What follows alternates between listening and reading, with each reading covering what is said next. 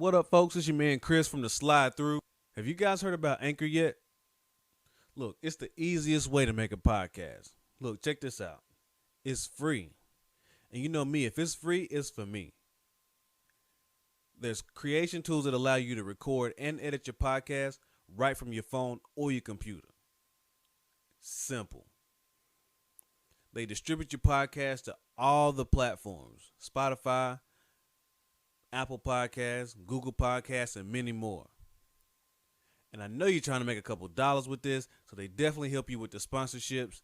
No minimum listenership required. Everything you need to make a podcast in one place.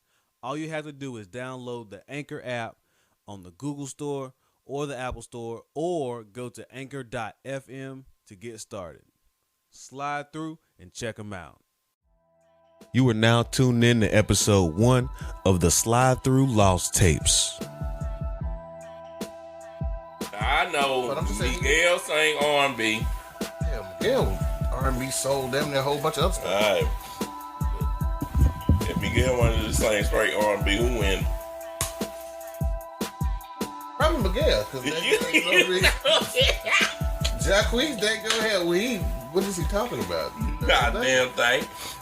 And niggas in except for that, go hell, you belong to somebody else. Hey, where you at? What you doing, man? I'm about to pull up. All right, fuck it. No, okay. He makes a toxic male song. That's what he is. He's a toxic male. No, he make the side piece songs because they're going to hell. Yeah, it is. He might be the first man happy to be a side piece. What the hell? He ain't gotta be the side piece, but I'm just saying. Man, look. I mean, you know, some niggas are just happy being side niggas. He might be. Hey, look, that's a whole profession. Carlos, you know what I'm saying? That's what he say. Side niggas Sundays. You know, that was his whole hashtag. Side nigga Sunday. Hey, we could do side nigga weekend. You know what I mean? Shit. Hey, side nigga 4 light bitches 7 days a week. Yeah, who Jack we made music for? He the king of side nigga R&B. Hey, no, the king of sliding your DMs and they're gonna, you know. That's it. What are you here for? Side nigga, I don't care. See, the thing about side nigga, you don't care what you look like. You the side nigga. Yeah, ain't nobody gonna see us together. I don't care what that nigga sound like. He the side nigga R&B. He just. But I'm saying we ain't gonna be seen out in public together, bitch. We just trying to hit and go. That's the point. Y'all just want to hear might come through. I ain't gonna go with you to buy the groceries, but I'm gonna pay for you to go buy the groceries. Yeah. or you just give me the list and I'll go get it. Yeah. And then when I come through, I'm just gonna drop these bags off. You gonna cook something, then I'm gonna drop some dick off, and then I'm out. Hell yeah. Ain't no questions asked. Hell no. That's how that go. That's what I'm saying, man. And then you go back to your regular life with your regular nigga and your regular kids. And then you need some extraordinary services. You call a motherfucking real side nigga, a professional side nigga. Would you look at him different if he was one? No. I don't know, right? If I knew you was a side man, I'd be like, look, bro. That's my profession. I'm good at it. So I'm saying, shit, I ain't really got to pay no bills. Man, you may be getting something out of it. I'm getting some button, hot dog, and a good meal. So and a PlayStation 5. Right? Hey, man, if I get that out of them, boy, well, I got to lay some real good pipe for that. Yeah, I'm getting one of them bitches. Hey, well, look. I'm getting one of them bitches. Hey, well, look. That's how I got my PlayStation 4, both of them. This nigga said both of them. This nigga said both of them. Both of them. I wasn't a side nigga though. I was the main nigga. See, that's the prop. See, that's the thing. You the main. That's fine. But see, though, that go hell. I could have still been the side because I could have been doing my own side thing. You feel me? I just had somebody that thought I was a main. You wouldn't been. You still was that girl main, but you was to her, yeah. But I'm saying, I could have had sides. That's because you had a side piece. You wasn't a side piece. Jacquees a side piece. Yeah, that is a difference. But he can have a main too, though. There is a difference now. Like, you can't have one and be one. You know what I'm saying? Like, there's a difference. There's a fine line between the two. Look, okay, this is not that going. There's a thin line. See that? All right, the 8 shot out of this. Between sides and mains. Hey man, we need to record that. I bet you that'll be a hit. Oh shit, that should be fire. What? Fire. Hey, go ahead and take a sample of the Thin Line Between Love and Hate, change it up a little bit. They're gonna Paul, you gonna write it. We're gonna be the background. The king of that, Jacquees. He'll steal your whole song. Shit. Well, we might just need to call him off the gate and put him on the shit. Yeah. Well, we're gonna come up with the song though. We need to make the song first and then be like, get the royalties and everything. So then therefore, get the shit copyrighted and slid it to his ass. Hey, look, sing the song right here. He's singing out. He'll give you some dance moves to y'all. I don't act like I ain't seen his damn video with Chris. No, I ain't see it. He looked like he was dancing. He looked like he was doing the talent show. He looked like he was doing. Go to the school talent show and then he want to do this dancing because he think he popping because his family done been sitting there like, oh baby, do it, baby. And they don't stop. That nigga looked like he was doing the funky chicken. That nigga tried to hit the little yo slide. No. Then he tried to hit it while he hit a note and he already can't hit a note standing still. Oh shit! Out of breath.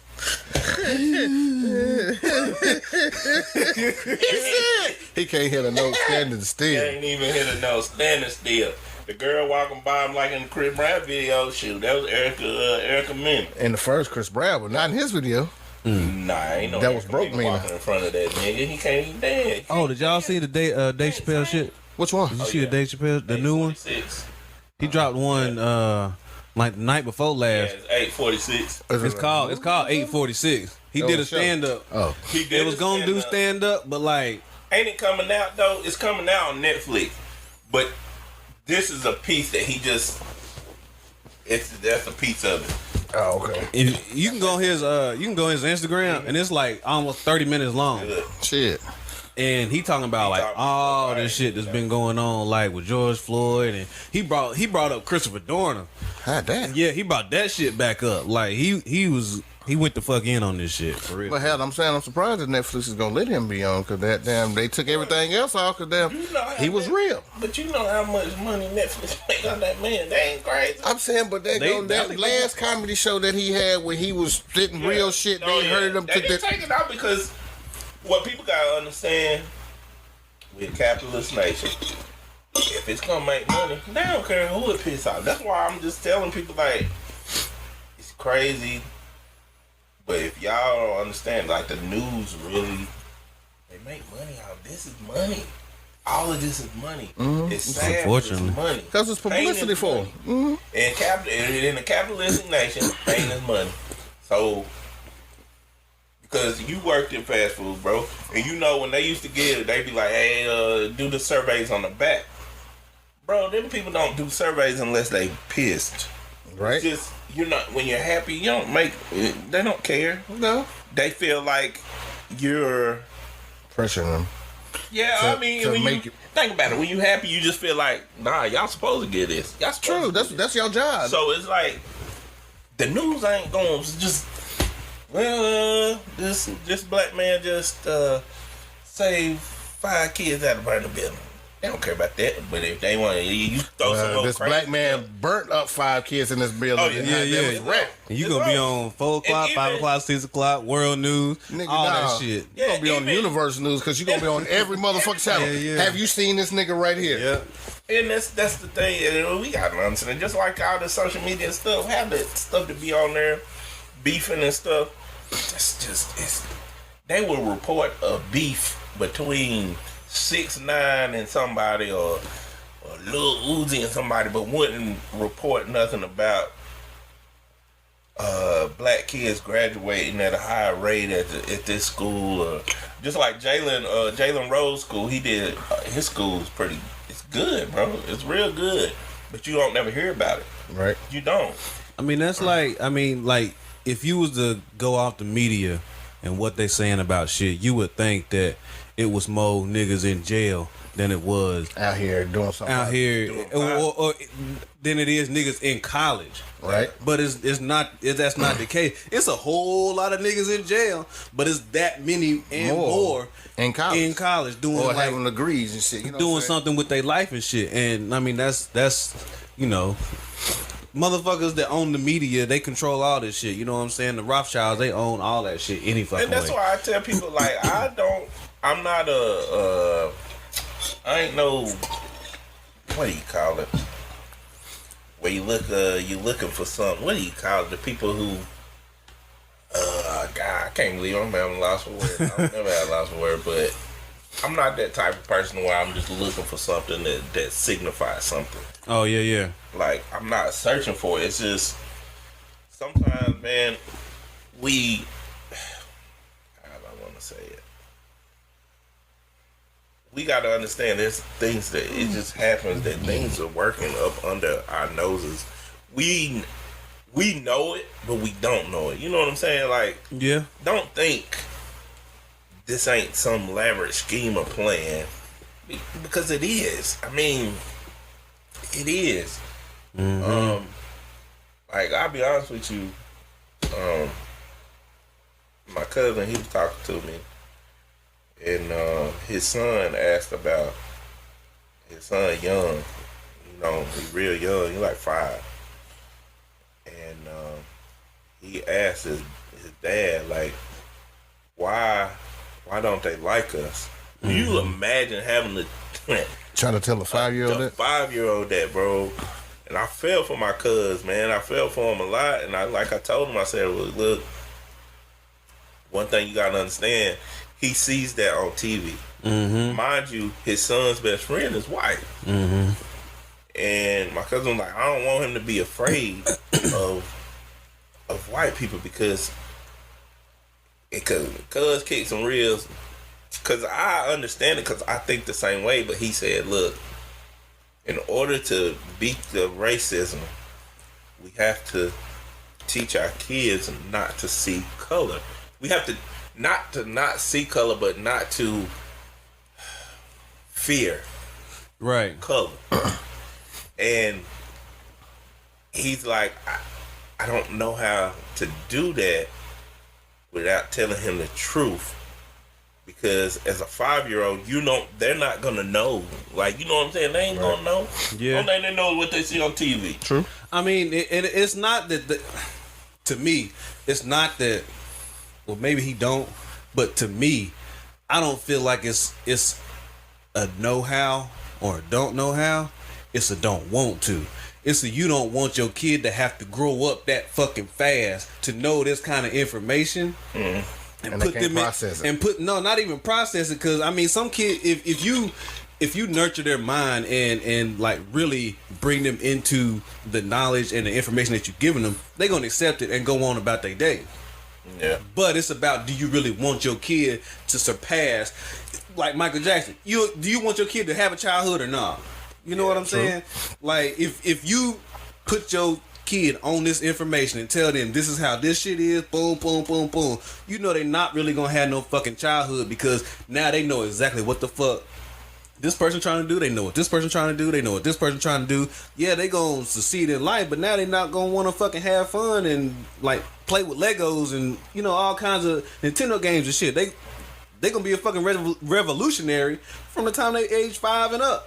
Yeah, and which ain't necessarily bad, but it, like I said, as a parent, you probably like, do I want to do this shit? But see, that's the thing, and that's the burden we burden with, because at the end of the day, you don't want to squeeze hate. Aunts and uncles, and because you know what I'm saying. At the end of the day, man, look, if your kid, because I read this book called The Mastery of Love.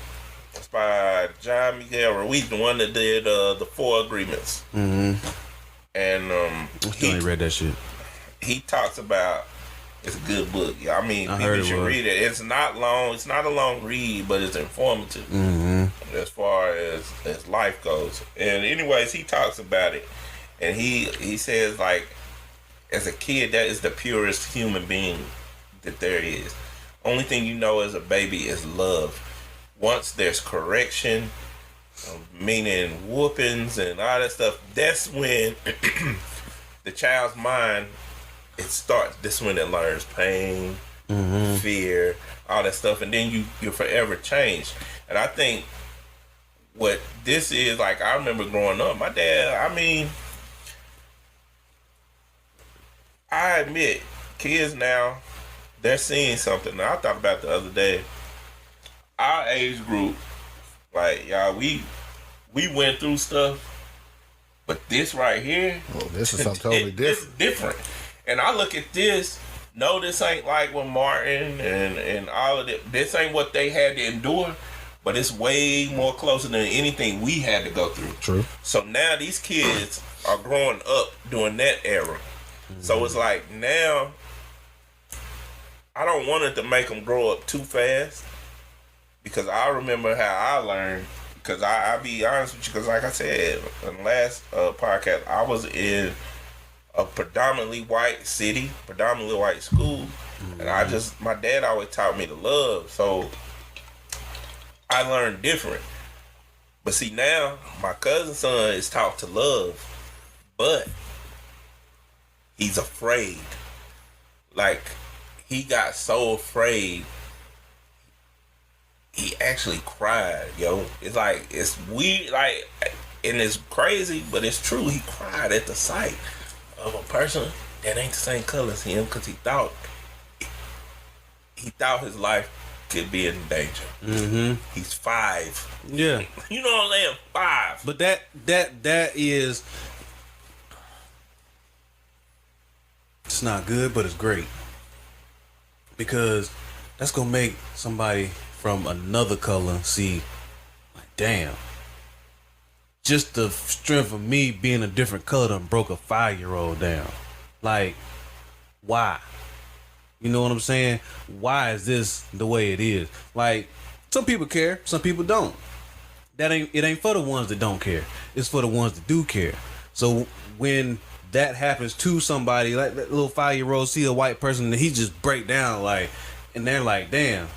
They might not say nothing then. They might go home and they're like, damn. Like, they talk to they spouse or whoever and, like, you know, this happened today. Like, what the fuck can we do to change this shit? Like, that's gonna hit the right person and spark that change further down the road. And then his daddy will take him home and be like, look, you know, this is how this is, you know, these people are like this is like that, blah, blah, blah, and break everything down.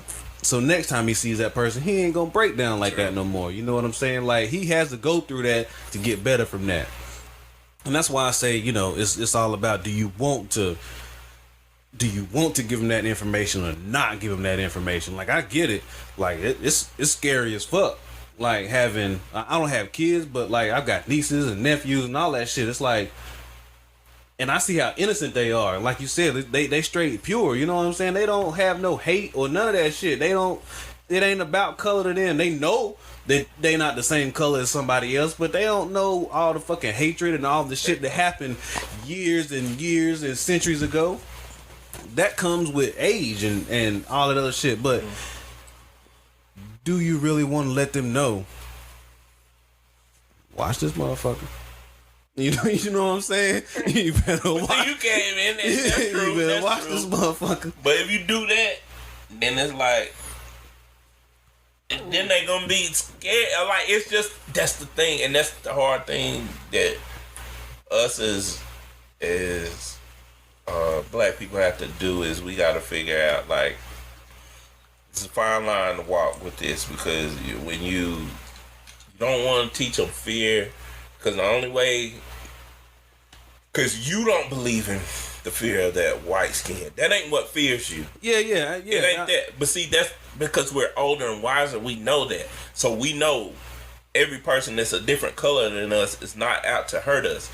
But their age, all they know is this. They can't comprehend morals and all that other thing. They don't know that. You know what I'm saying? So all they know is this. So that's what they gonna equate the fear with. And then you start in this racism thing all over again. That goes back to what I was talking about the last time, when we gotta have conversations. Like, and kids need to have conversations with themselves.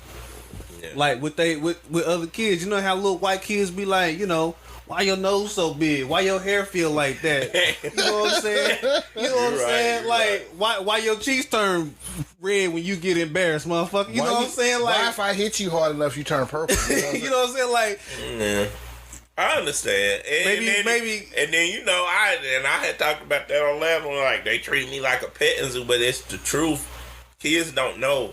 All kids know is what you basically tell them, and what they learn. We are learned individuals. We learn through experiences in life, and we learn that way. We don't learn by reading a book. I can't read a book to tell me how to act when something goes wrong or something goes good, I have to learn it through experience, face-to-face experiences, being in that same area. To read off energy. That's just how we are as people. But And who's to say that if kids go into life with the information that they need, that they still won't have a childhood? It remains to be seen, because like I said, a lot of parents and guardians and aunts and uncles, we scared to give them that information, so we don't know if they can really handle it and still be kids. Like, True. I would like to see that shit happen. You know what I'm saying? Like, just let them be able to make those decisions for themselves, because at the end of the day, that's what the fuck gonna happen anyway. We not with them every day in the classroom. Nope. When they go to school, we can't tell them, all right, like, look, this is what you need to say. They gonna go to school, act accordingly, and they gonna come back and report. And then they gonna be like, oh, okay, well, you need to do doom doom doom. Then they go back to school the next day, go ahead and chop it up that way, and then they come back and rinse and repeat, wash, rinse and repeat. That shit, it's the same thing every day. So it's like, I think kids nowadays are a lot. Well, as the generations go, everybody always gets smarter anyway. So I think now with this big awakening that we've had, the shit's shifting. So all these kids are seeing, like, okay, just like grown-ups is waking the fuck up.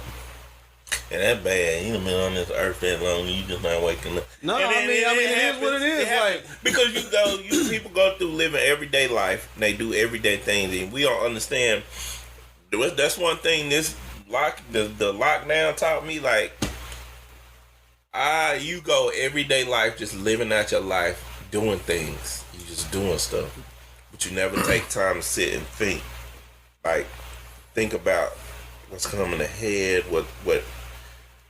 What do you really love? What do you really want to do? What does your life consist of? At the end of the day, if you died today, what's your legacy? What's your legacy?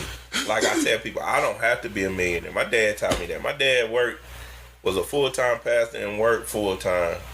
And you couldn't tell me he wasn't happy. And that man built, he didn't have a lot of money. He didn't drive a Cadillac.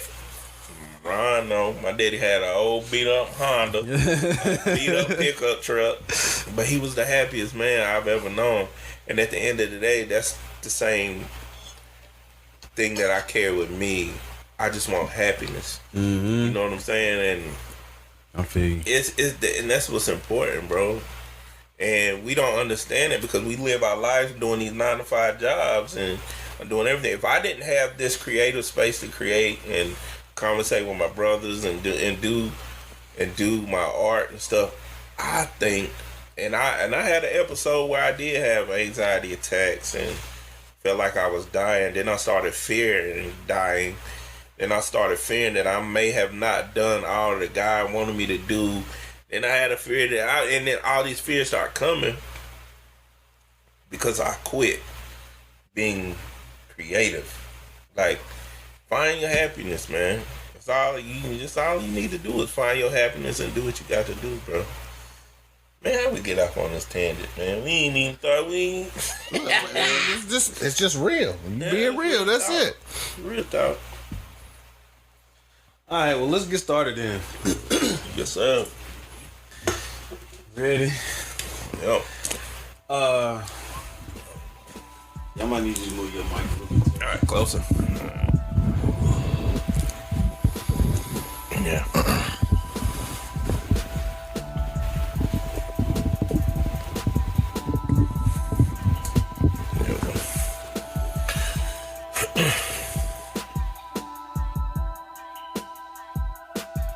Alright, y'all ready? Yes, sir. Ron, you ready? 10-4, Captain.